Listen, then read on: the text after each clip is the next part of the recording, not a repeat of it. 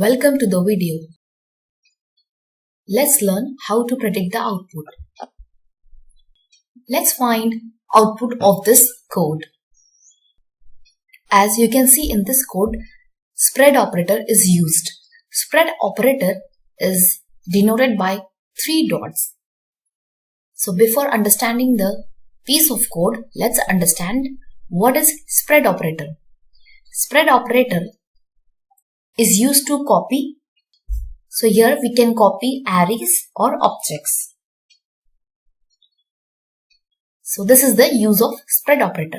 Now let's understand this example. Here is one array. Name of array is old array. Camel case is used to name the array. Constant keyword equal to sign.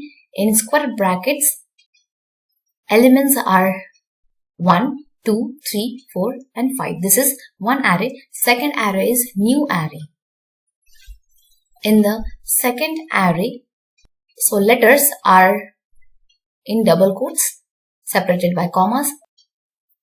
Here spread operator is used.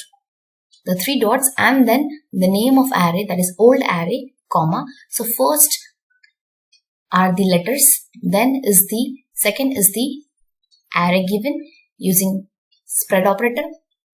Then after array there is element 6, 7, 8, 9, 10. All these are separated by commas in square bracket and semicolon.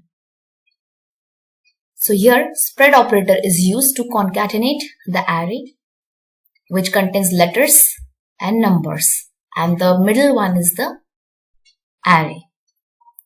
Now we'll display this on console using console.log.